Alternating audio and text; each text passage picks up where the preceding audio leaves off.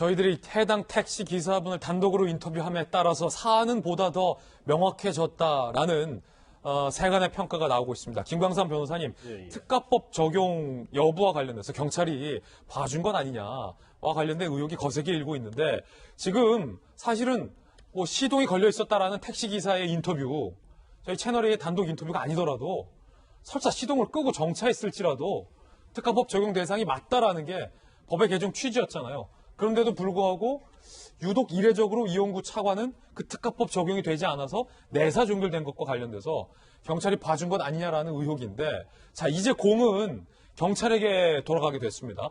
김관삼 변호사님, 경찰은 아직까지도 특가법 적용할지 말지에 대해서 뭐 다른 판례가 있다라고 애매한 설명만 남겨두고 있잖아요. 그런데 오늘 저희 채널A가 보도했잖아요. 시동 걸려 있었다고. 시동이 끄고 안 끄고를 떠나서 뭐 하차할 때 멱살을 잡았으면요, 이건 전형적인 이제 특가법 위반이에요. 그래서 그 부분에 대해서 이제 경찰이 왜 그렇게 처리를 했는지 그건 사실 좀 의문이 되는 측면이 많이 있고요. 근데 저 사건을 경찰이 하면 안 될 것 같아요. 왜냐하면 저 사건을 당시에 특가법 적용되지 않는다고 폭행이 된다고 판단을 했는데 경찰 자체도 저걸 뒤집기가 힘들잖아요. 어떻게 보면 본인들의 이제 모순된 판단을 할 가능성이 크기 때문에 지금 중앙지검에 고발이 돼 있기 때문에 이 부분은 중앙지검에서 원점에서 다시 검토를 해서 수사를 해야 할 걸로 보이고, 저는 이제 개인적으로 볼 때는 중앙지검에서 제대로 수사를 하면 저 택시 기사 운전사의 어떤 말 그대로가 인정이 되면 기소돼서 재판을 받을 가능성이 크고. 이건 무조건 특가법입니까? 그렇죠. 저는 뭐 개인적으로 볼 때는 무조건 특가법이다 이렇게 생각을 합니다.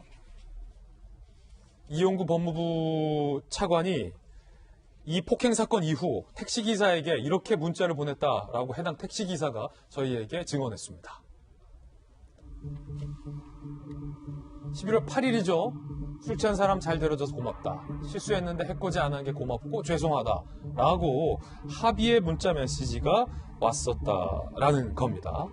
자, 문제는 여권에서 이 이용구 차관을 감싸려다가 무리수를 뒀다라는 분석이 나오고 있습니다. 김종민 의원이 술 마시고 택시 타면 보통 잔다. 자다가 깨우면 상황 판단이 안 돼서 화를 내는 경우 있을 수 있다. 김병민 의원님, 김종민 최고위원의 이 주장을 어떻게 받아들여야 합니까? 대한민국 국회의원의 발언이 맞습니까?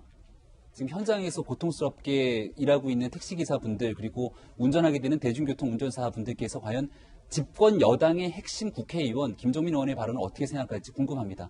김종민 의원이 쏟아냈던 과거 조국 전 장관 사태 때 있었던 얘기들 쭉 한번 그 진실검증 나열해서 보면 사실 정경심 교수의 1심 재판 결과 이후로 제일 먼저 떠오르는 인물이 김종민 의원이었습니다. 이런 부분에 대해서 사죄하기는커녕 여기에 나와서 이용구 차관 감싸기 바쁜데요. 여기에 있는 피해 기사에 대한 인터뷰를 사실 어제 채널A에서 단독 보도를 해서 굉장히 많은 내용들을 봤는데 쭉 보고 나니까 제일 귀에 남았던 한마디가 있었습니다. 합의를 했다고 죄가 없어지는 건 아니다. 그리고 두 번 다시 이런 택시 기사라든지 운전기사에 대한 폭행 등 여러 가지 사회적 무리를 빚는 일이 제발 없었으면 좋겠다고 얘기하는 그 말씀에 대해서 도대체 책임 있는 정치인으로서 어떤 생각을 하는 건지 반문하지 않을 수가 없습니다. 자다 깨면 화를 낼 수 있다는 김종민 의원의 발언과 관련된 논란까지 야당의 김병민 비대위원의 견해 들어봤습니다.